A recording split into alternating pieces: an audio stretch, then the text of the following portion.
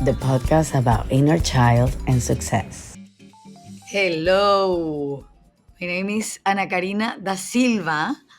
I am a copywriter and the creator of Emma's Dream, which is a book and a platform that helps adults and kids identify their talents, dreams to live a more fulfilled life.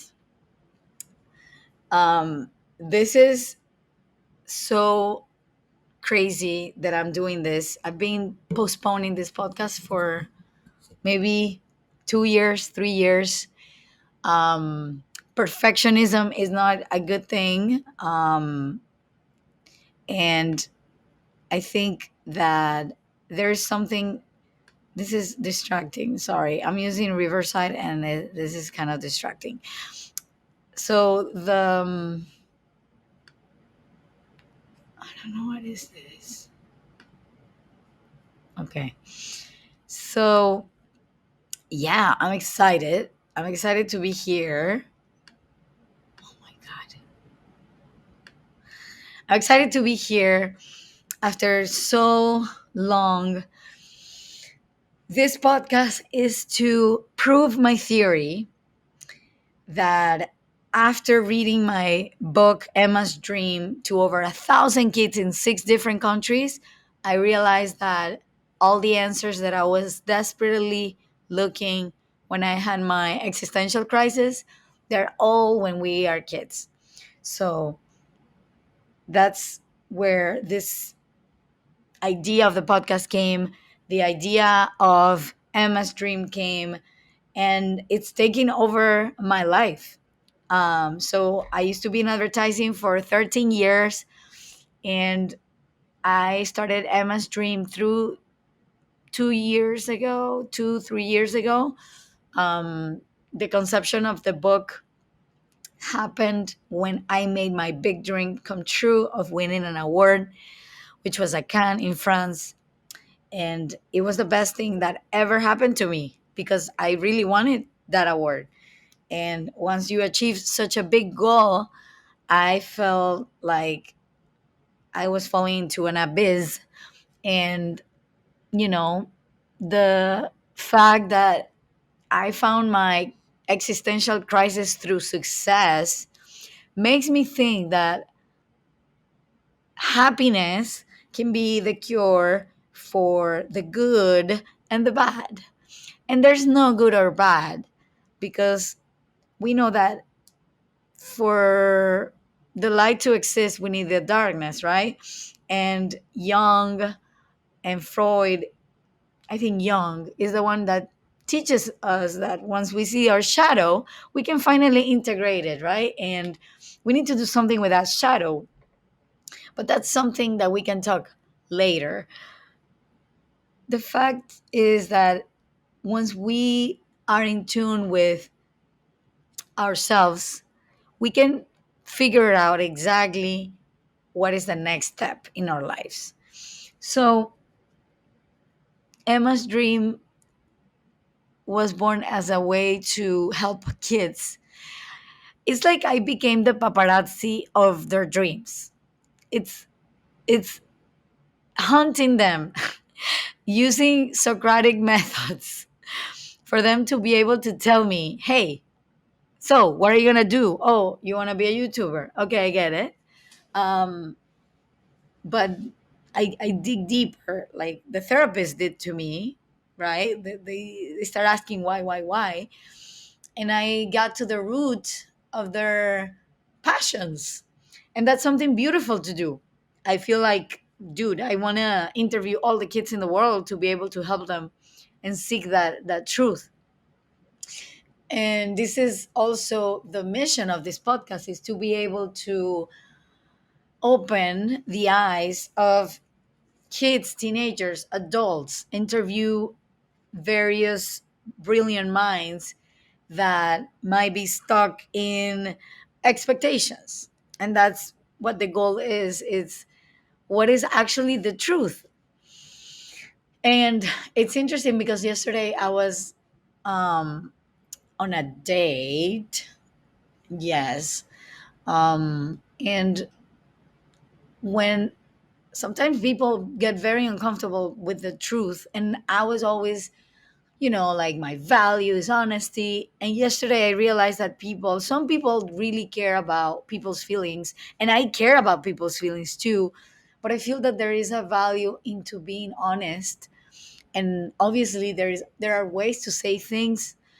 But I was blown away by the fact that when you are in tune with that truth, not everybody is willing to see it.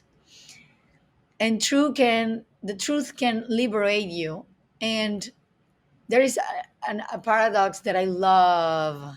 I took some philosophy classes 2 years ago, and and I came up with this conclusion. Why does it feel so good to be around nature? Why do you think it feels so good to be around nature? And people answer with different, you know, ideas of, well, because it's fresh, because the sun, because of the chemistry of the nature, because you are out in the open, because you are outdoor, because you can walk, because you can move. And but none of them told me what I thought, which is nature is feels good because it's coherent. Oh, I'm sorry. Nature is coherent, and when you're surrounded by coherency, coherence, when you're surrounded by coherence, it allows you to become coherent to who you are. Becoming coherent to who you are means first you need to identify what your essence is. And after you identify what your essence is, you basically need to align. Because when when you do lots of meditation and you go to retreats and maybe you do ayahuasca, or maybe you found clarity on your essence through therapy, maybe you had a depression for a year and you realize, damn, why am I so unhappy? Yes, there is a chemistry thing in the body, chemistry, um, process in the brain happening, but there is an initial root of that. There is a cause to that depression or to that anxiety. And normally the truth can tell you what is happening. What but let's talk about the truth. The truth is that it's hard to be able to connect with your truth because when we are born into a set of expectations, right? Family carries a system of beliefs. So you believe that that's the truth, and then you grow up, you go to college or not. I'm not suggesting you should go to college or not. I'm just thinking that once you get out of the family system, you start learning about other systems, and that belief system shatters. And then you start thinking, oh, I'm not my culture, I'm not my family. When you leave your country, like I did in 2013, you realize that there is other ways of thinking. There are other ways of thinking. There is, you know, there is this there is this new world, but not for you to just see and go back to your bubble. No. The bubble, you outgrew the bubble. And I have lots of friends who comes from Latin America, like I did, Mexico, close-minded societies, where everything is structured in certain way. You're supposed to get married fast, and that's something that I didn't do. In my case, I didn't get married. I'm about to be 38, and it's not necessarily the truth for me, which made me feel out of place. And it was uncomfortable because when you grow up in a family that is very traditional, my family is very Catholic, and they were hoping for me to be having kids by now. And I mean, to be honest, I didn't know what I didn't know, right?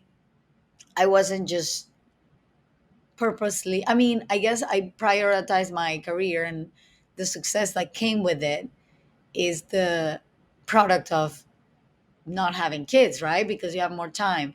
And I did many projects on the side besides my job, and I had beautiful relationships, and I learned a lot.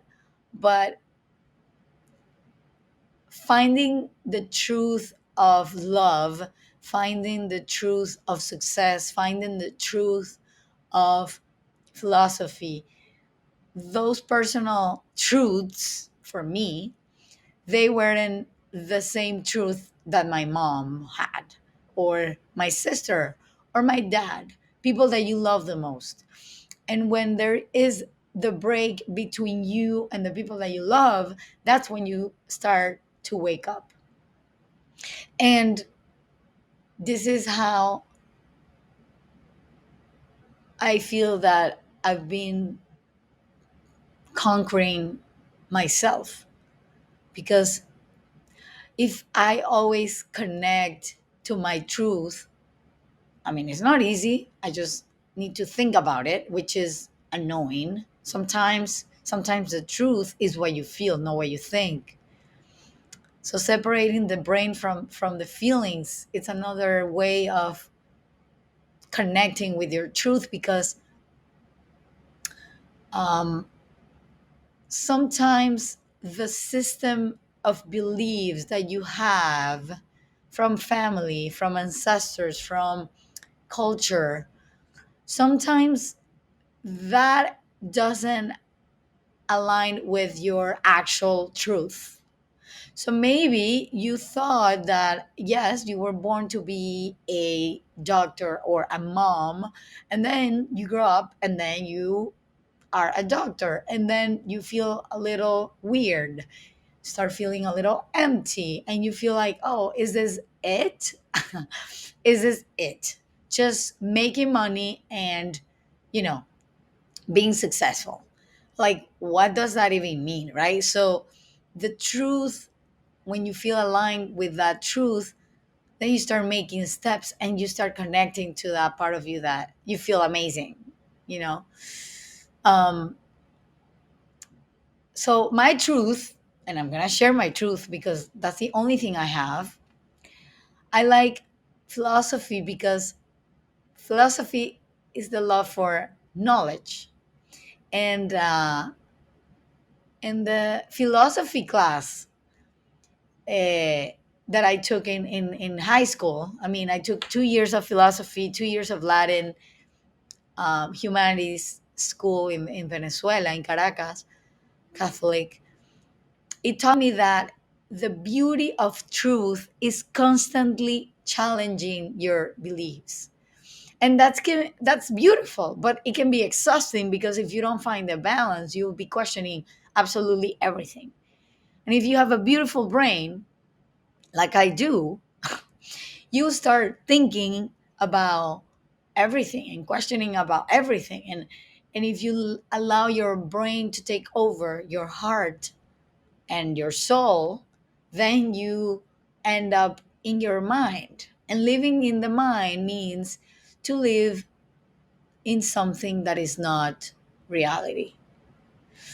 Sometimes we get triggered by the feelings, right? Maybe you get triggered by a traffic light, or maybe you get triggered by a guy, maybe you get triggered by love, Maybe you're addicted to love the same way that I used to be.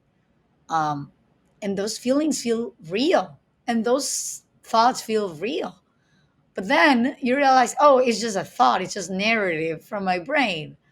So the self awareness is important. I mean, self auto the self help industry is not as sexy as literature, I know, but there is a point in time where you need to be able to be self aware of who is taking the wheel. Is it your thoughts, or is it a combination of thoughts, heart, and soul? And the body knows. You can feel it in your body. So you can do an exercise that I used to do, which is asking your body things, right? And that exercise can help with identifying the passions, identifying who you are. Does it feel good for me to go see this guy? Does it feel good for me to talk to my boss? Does it feel good to, uh, allow my kid to go to this place? So the body is a good compass when the brain is out of control, right? So you take a deep breath, and then you kind of let it go. Take another big breath, and you let it go. The time to decide something big takes years, right? Sometimes you take a little while to analyze your truth. That's why sometimes you talk with a friend or go to therapy. If you really want to dig in, I recommend therapy because sometimes feelings are very overwhelming, and sometimes you just need those feelings to come and to feel it to be able to heal them. Artists, we have the capability to transform those feelings into art. Maybe you need a way to be able to express yourself. And someone who has some anger, maybe he becomes the best painter. Maybe he becomes the best anime creator. The way to alchemize those feelings are ways to sincerely express who you are.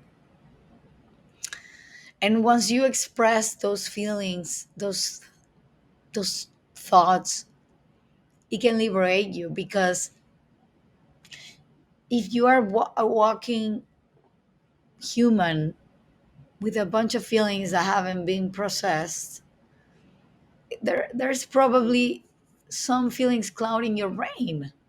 Sometimes you need an hour a day to process those feelings. You need 1 hour without doing anything to be able to feel. Sometimes you want to be busy because you don't want to feel those feelings. And yeah, I've been there. We all have been there. Feelings. So,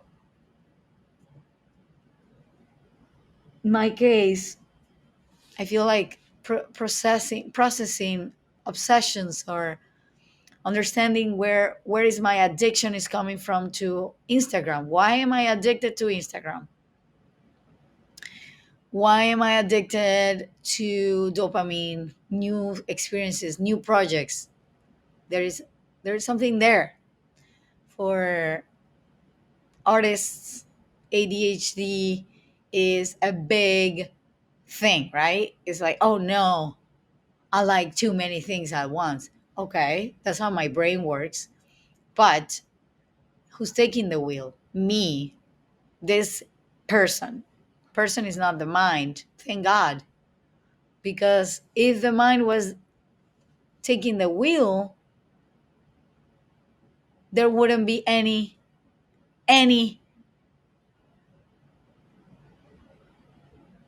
there wouldn't be any love or families or structure or society.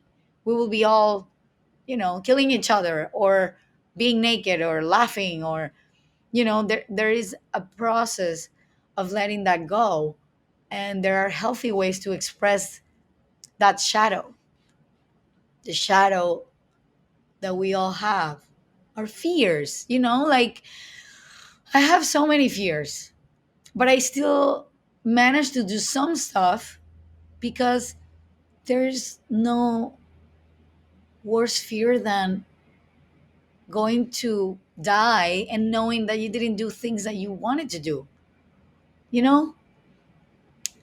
But then your brain tells you no, but you need a master's degree, or you need a XZY condition. There is a condition from the mind.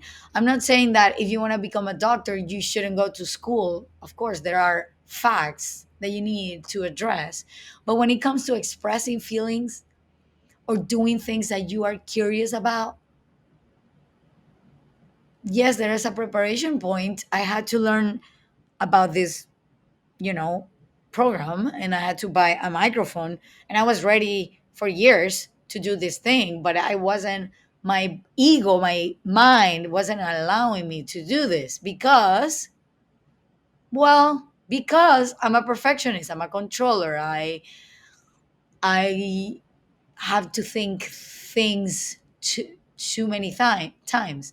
And now maybe I'm fearless because I know that I'm in this stage of my life and I'm afraid that this is not cool anymore.